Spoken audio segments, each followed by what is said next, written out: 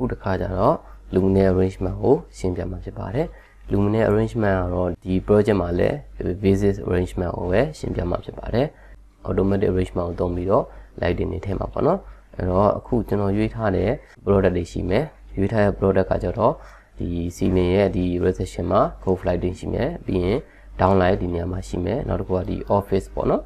step တွေလုံးမဲ့နေရာမှာတော့ဒီဟိုပါပေါ့နော်ပထမ project မှာသုံးခဲ့တဲ့ LED panel light နှစ်ဘေးပတ်လည်းရှိတဲ့ LED panel light ကိုသုံးမယ်ဒီမှာ empty office မှာတော့ဒီမှာ cove light တွေပါမယ်ပြီးရင်လက်ကောင်မှာ downlight ပါမယ်အဲ့တော့ကျွန်တော်သုံးမဲ့ product က3မျိုးရှိမယ် cove light က1မျိုး downlight က1မျိုးပြီးရင်ဒီမှာဒီ LED panel light 1မျိုးပေါ့နော်3မျိုးရှိမယ်အဲ့တော့ကျွန်တော်ဒီ product တွေရဲ့ IES ဖိုင်ကို download လုပ်ပုံလုပ်နည်းနဲ့ရှာဝန်ရှာနည်းကိုခုရှင်းပြမယ်เนาะအဲ့တော့ဒီမှာဆိုရင်ဘာသုံးမလဲဆိုရင် Philips ရဲ့ဒီ Baytan ပေါ့နော် LED Baytan light တွေကိုသုံးမယ်ဒီနေရာမှာ Philips down light သုံးမယ်ပေါ့နော်အဲ့တော့ဒီမှာ internet browser ကိုသွားလိုက်မယ်ပြီးတာနဲ့နော် Philips ရဲ့ LED Baytan ဆိုရှာလိုက်မယ်ဒီမှာမှ Baytan Philips lighting ဆိုပြီးတော့ရွေးလိုက်မယ်เนาะ okay ဒီမှာဆိုရင်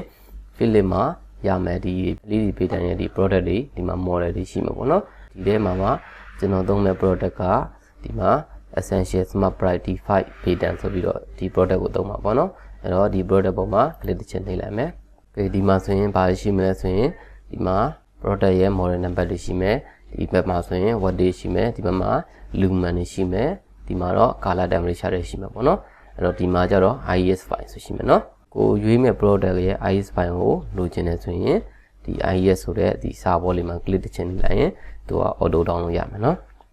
okay အဲ့ဒါဆိုရင်ကျွန်တော်သုံးမှာကြတော့ office ဆိုတော့ဒီ 3000K ကိုသုံးရင်အဝါရောင်ကြီးဆိုတော့တိတ်အဆင်မပြေဘူးအဲ့တော့ကျွန်တော်ဒီ 4000K ကိုရွေးလိုက်မယ်နော် 6500K ကတော့ဒီ day light ပေါ့နော်သူကတော့အဖြူဆွတ်ဆွတ်ပေါ့နော်ကျွန်တော်ဒီ 4000K ကိုရွေးပြီးတော့သုံးလိုက်မယ်အဲ့တော့ဒီမှာ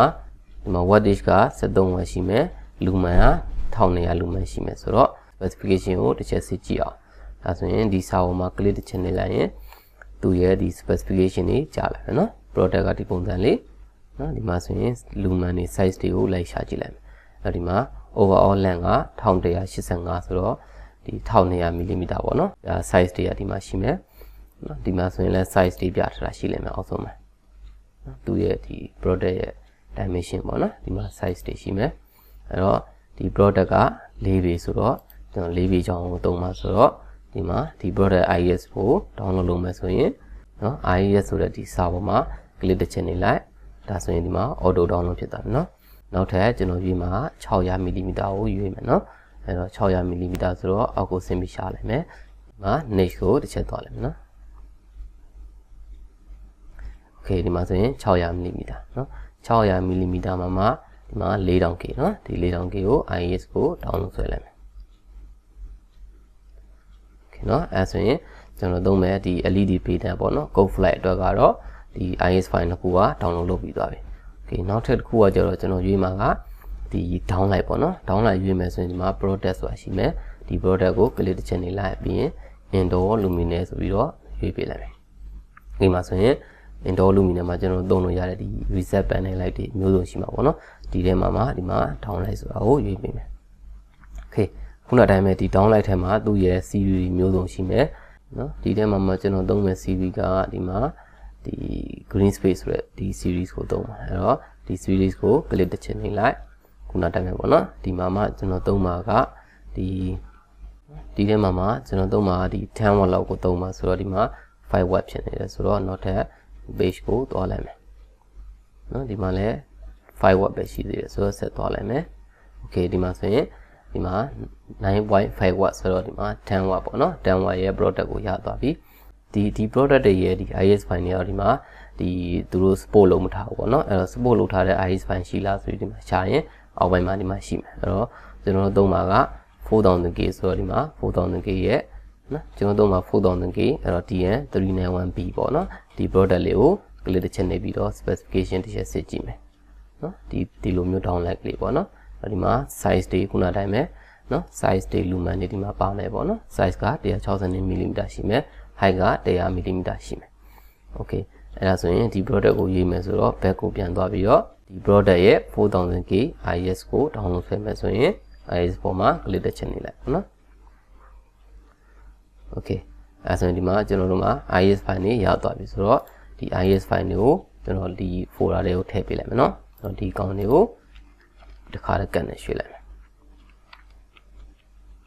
ကျွန်တော်ထည့်မဲ့ file က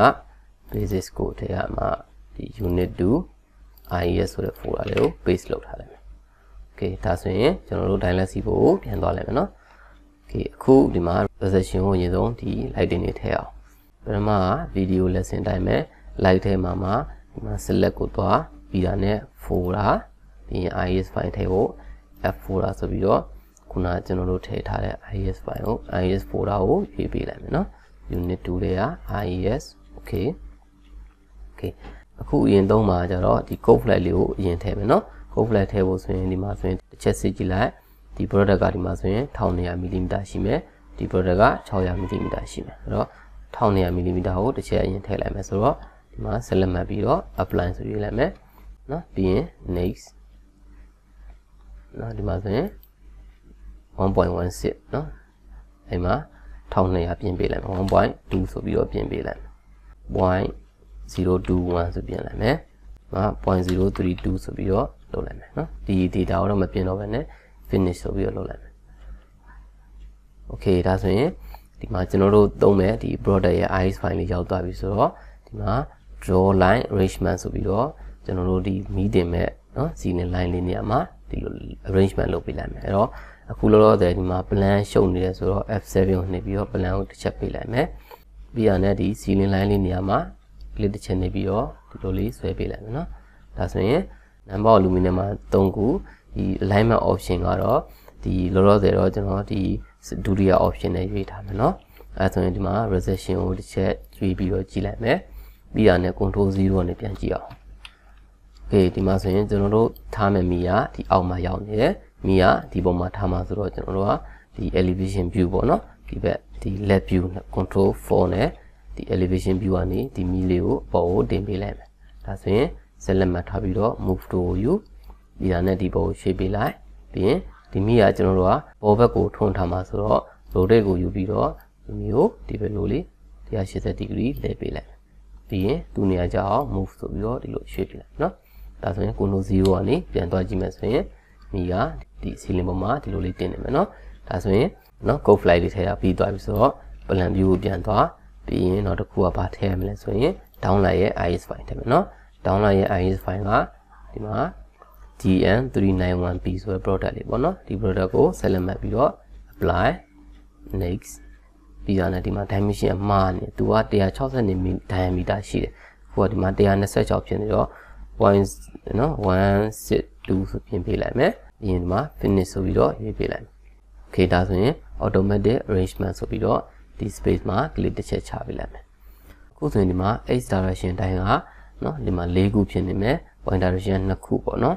x direction တိုင်း4ခုကအရန်များနေတယ်တစ်လုံးနဲ့တစ်လုံးရဲ့ဒီ center to center distance ကဒီမှာ890 mm ပဲရှိမယ်နော်အဲ့တော့အရန်များနေတော့လောလောဆယ်3ခုနဲ့ထားလိုက်မယ်နော်ဒါဆိုရင် 1.1 ပေါ့နော်တစ်ခုနဲ့တစ်ခုနဲ့က 1.1 ရှိမယ် okay ဒါဆိုရင်ဒီမှာ precision ခန့်အတွက် lighting တွေထည့်ပြီးသွားပြီဆိုတော့ story ကိုပြန်သွားလိုက်မယ်ဒီမှာ empty office ကိုထပ်ပြီးထည့်ကြည့်အောင်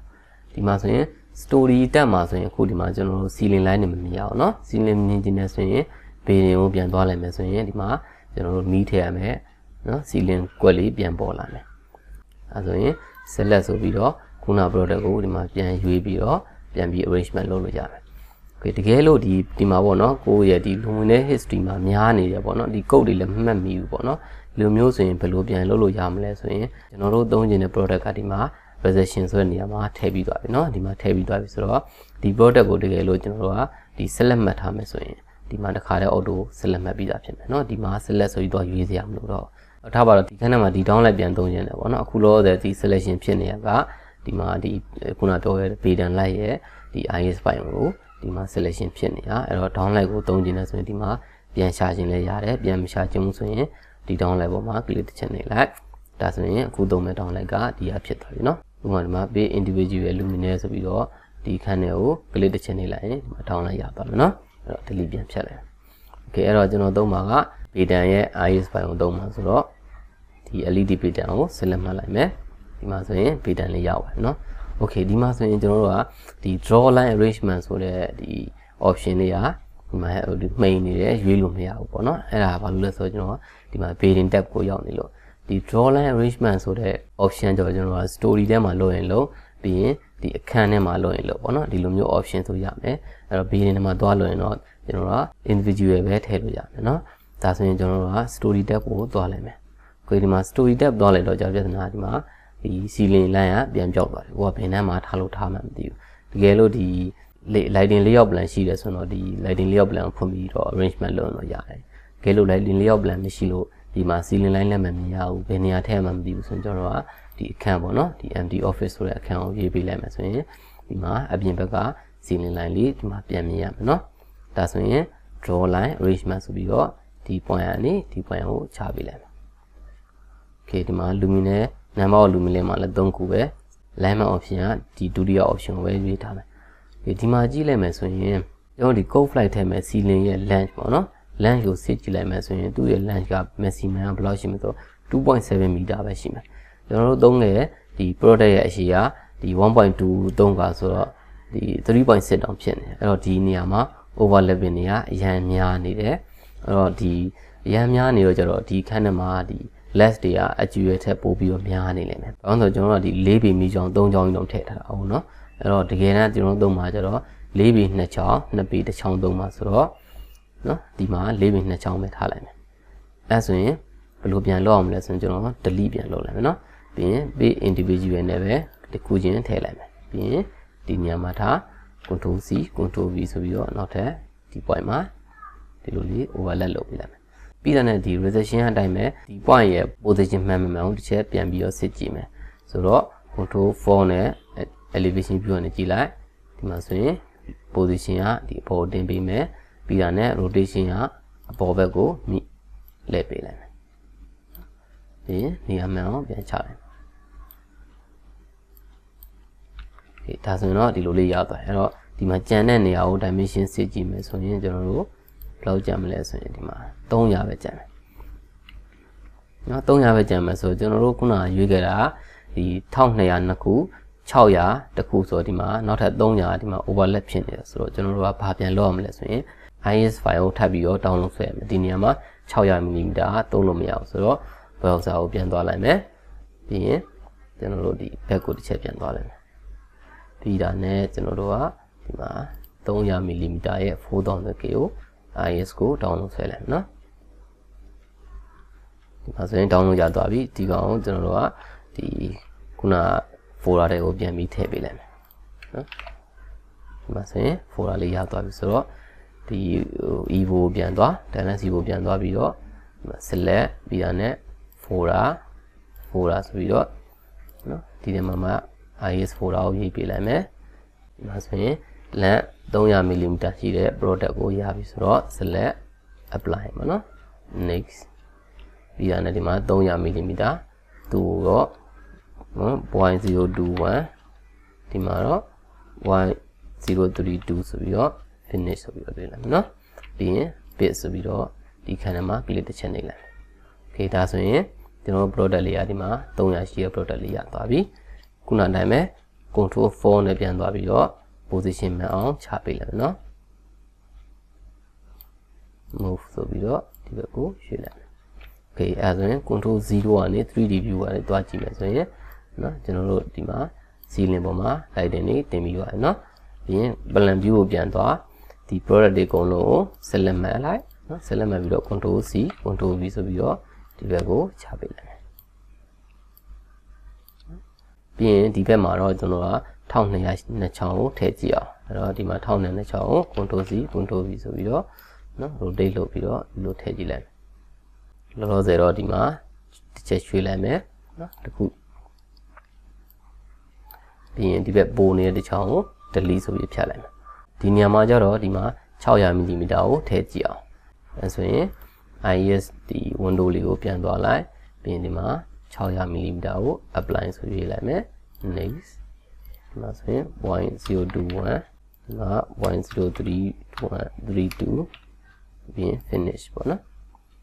okay ပြီးရင် page individual ဆိုပြီးတော့ဒီထဲမှာထည့်ပေးလိုက်မယ် okay okay ပြီးရင် rotate ဆိုပြီးတော့ဒီလိုလေးထည့်ပေးလိုက်မယ်နော် move to view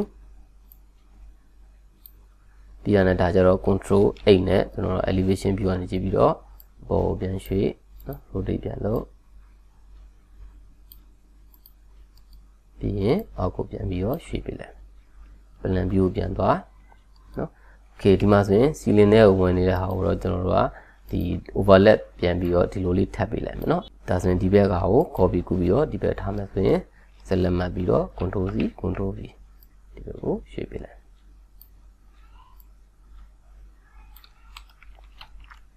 okay ဒါဆိုရင်ကျွန်တော်တို့ကဒီ code flag လေးတော့ထည့်ပြီးသွားပြီနော် code flag ထည့်ပြီးသွားဆိုတော့ plan view ကနေကျွန်တော်တို့ downlight တွေထည့်အောင်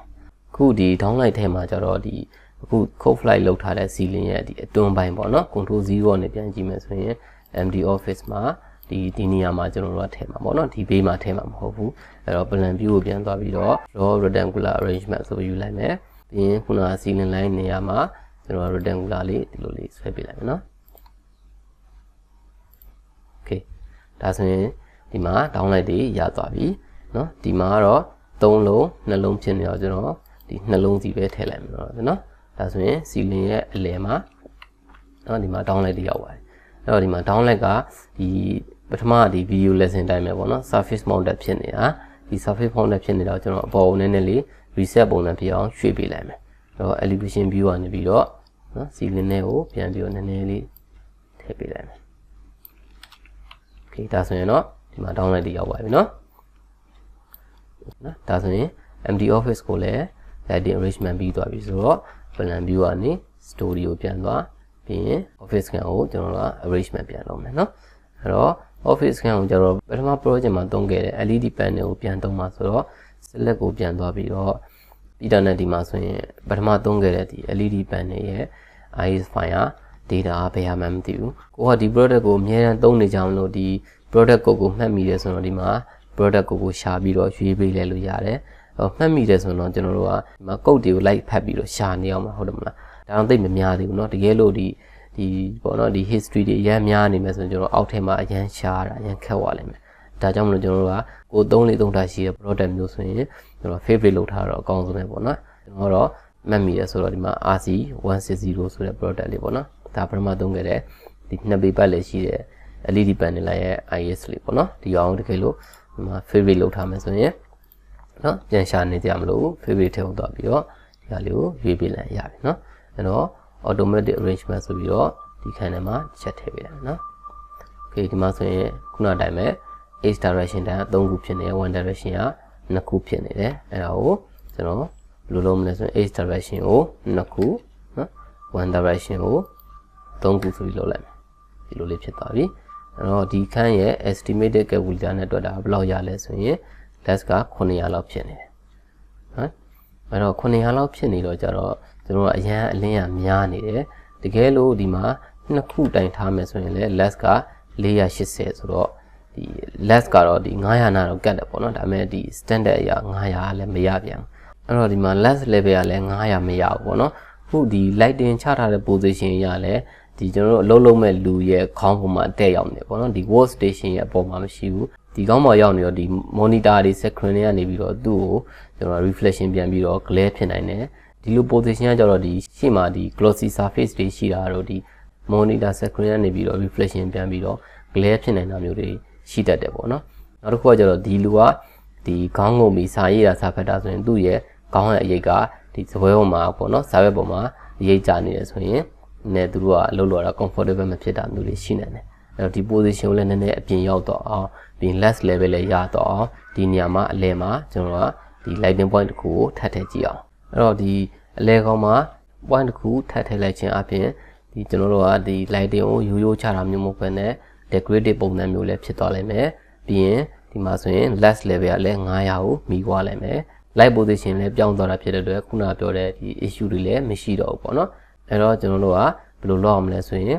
ဒီ number of luminous H direction မှာ3ခုเนาะ1 direction မှာလည်း3ခုဆိုပြီးတော့ထည့်လိုက်မယ်ဒါဆိုရင် lighting position ကဒီဘက်ကိုရောက်သွားမယ်ဒီမှာဆိုရင်မလိုတဲ့ point တွေထပ်ထွက်လာမယ်အဲ့တော့မလိုတဲ့ point တွေကို selection မှတ်ပြီးတော့เนาะ selection မှတ်ပြီးတော့ delete လိုက်လုပ်လိုက်မယ်เนาะ okay အခုကျွန်တော် delete လုပ်တာပြ ပြတ်မသွားဘူးပေါ့နော်ဘာလို့ပြတ်မသွားလဲဆိုရင်ကျွန်တော်တို့ကဒီမှာဆိုရင် lamp ဆိုတဲ့ဒီ tab ကိုနှိပ်မိတာပေါ့နော်ဒီ lamp ထဲမှာကြောင့်ကျွန်တော် lumen တွေ watt တွေကိုပြင်လို့ရတယ်ကျွန်တော်တို့ကဒီ position တွေပေါ့နော်ဒီ lighting ရဲ့ position တွေပြီးရင် delete လုပ်တာတွေထပ်ထည့်တာမျိုးလုပ်ချင်တယ်ဆိုရင်ကြတော့ luminous ဆိုတဲ့ tab ပေါ်မှာလုပ်လို့မရမယ်เนาะဒါဆိုရင်ဒီမှာဆိုရင် select မှတ်ထားပြီးတော့ delete ဆိုရင်เนาะပြတ်သွားမယ်ဒီ point ကိုလည်း select မှတ်ပြီး delete เนาะ delete ဒီ point လည်းမလို့ဆိုတော့ delete okay ဒါဆိုရင်ဒီမှာကျွန်တော်တို့လိုချင်တဲ့ပုံစံလေးရသွားပြီတကယ်လို့ဒီနရံနဲ့ကတ်နေတဲ့ထင်ဒီ point တွေကိုဒီ gray line တွေကိုနည်းနည်းလေးအတွင်းဘက်ကိုကတ်ပြီးရွှေ့ပြလို့ရမယ်เนาะအဲ့တော့ဒီမှာ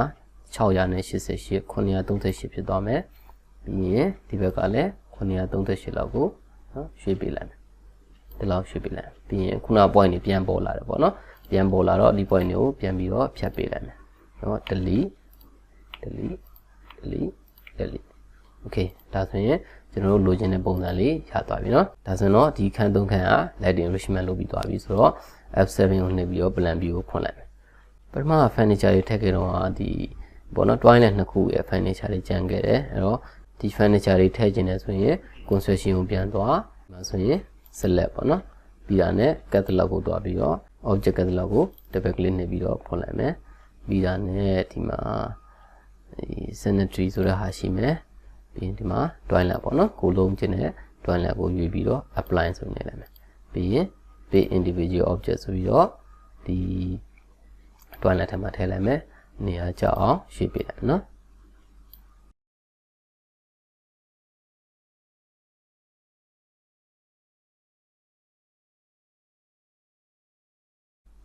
ဒီနေရာမှာတော့ဒီ partition လေးပါတယ်ဒီဟာလေးကိုတော့ကျွန်တော်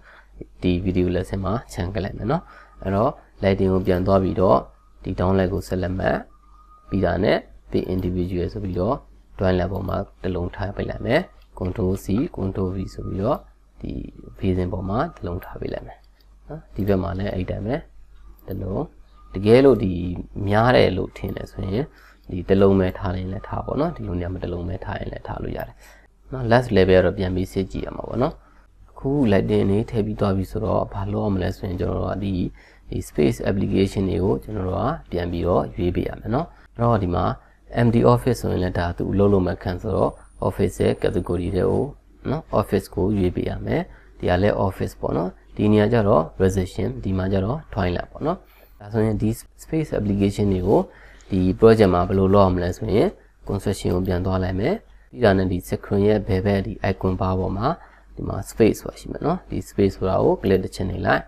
ဒီမှာဆိုရင်အခန်းတွေကအဝါရောင်နဲ့ highlight ဖြစ်သွားမယ်ဒီမှာမှကျွန်တော်တို့ပြင်ချင်တဲ့ space ကိုကျွန်တော်ကရွေးပေးရမယ်ဒီမှာမှဒီ office ဆိုတဲ့အခန်းလေးကိုအရင်ဆုံးကျွန်တော်က space application သတ်မှတ်ပေးလိုက်မယ်ဒါဆိုရင်ဒီ office အခန်းထဲမှာ click တစ်ချက်နေလိုက်နော်ပြီးတာနဲ့ဒီမှာ edit ဆိုတာရှိမယ်နော် edit ပေါ်မှာ click တစ်ချက်နေလိုက်ပြီးရင် please select ဆိုတဲ့နေရာမှာဟိုပထမတော့အတိုင်းပဲကျွန်တော်က office ကိုရွေးပေးလိုက်မယ်เนาะဒီမှာမှကျွန်တော်ကဒီ writing type writing ဆိုတဲ့ category ကိုရွေးပေးလိုက်မယ်เนาะဒါဆိုရင်ရသွားပြီနောက်တစ်ခုကဒီခန်းလေးကို select မှတ်လိုက်เนาะပြီးရင် edit ဆိုပြီးတော့เนาะ office ကိုရွေးပေးပြီးရင်ဒီ empty office ကိုလည်းဒီ type ဒီ writing လို့ type empty office ကိုလည်းဒီဘက် office နဲ့ category အတူတူပဲထားလိုက်မယ်เนาะသူကလည်းနော်သူကလည်းဒီ office ရဲ့ခေါင်းစဉ်အောင်မှာပဲရှိမယ် office ကိုရွေးပေးလိုက်ပြီးရင် precision test ဆိုပြီးတော့ရွေးပေးလိုက်မယ်နော် okay ဒီမှာဆိုရင် toilet ပေါ့နော် toilet အခန်းကိုလည်း select မှတ်လိုက်ပြီးရင် edit နော်ပြီးရင်ကျွန်တော်တို့က toilet ရှိတဲ့ category ကိုတွားပြီးတော့ဒီမှာ toilet ဆိုပြီးတော့ရွေးပေးလိုက်မယ်နော် okay အခုဒီမှာဒီကျွန်တော်တို့ဒီ space application တွေကိုရွေးပေးတဲ့အချိန်မှာ toilet ဆိုတဲ့အခန်းကိုဘယ်မှာရှားမလဲမသိဘူးပေါ့နော်ဥပမာ store ဆိုရင်လည်း store ကဒီဘယ်ခေါင်းစဉ်အောင်မှာရှိမှမသိဘူးဆိုရင်ဘယ်လိုရှားလို့ရမလဲဆိုရင်ကျွန်တော်က file နဲ့ကနော်ဒီ setting နဲ့က standard setting ကိုတွားလိုက်နော်ပြီးရင်ဒီမှာ search box မှာဥပမာ toilet ဆိုပြီးတော့ရှားပေးလိုက် toilet ဆိုတာရွေးပြီးတော့ဒီမှာ select မှတ်လိုက်မယ်ဆိုရင်ဘယ်ခေါင်းစဉ်အောင်မှာရှိလဲဆိုပြီးတော့ဒီမှာ space ကရှားပေးလို့ရတယ်နော်ဒီမှာ space မှာ application ပေါ့နော်အဲ့မှာခုနနေရာကိုပြန်သွားပြီးတော့နော် edit မှာပြန်ပြီးတော့ရွေးပေးလို့ရတယ်နော်